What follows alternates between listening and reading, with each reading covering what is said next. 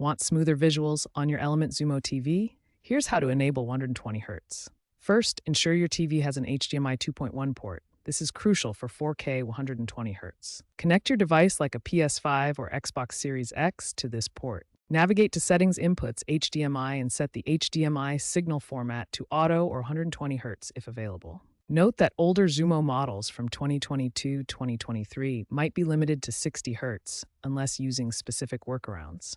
Certified HDMI 2.1 cables are essential to avoid signal issues. To minimize input lag, activate Game Mode via Settings, Picture Game Mode. This feature often auto-syncs with a 120 Hz signal. If you encounter issues, ensure your source device is outputting at 120 Hz in its settings, such as console settings or NVIDIA control panel on PC. Firmware updates version 12.0.5 or later are crucial for optimal performance. Check for updates in your TV's settings.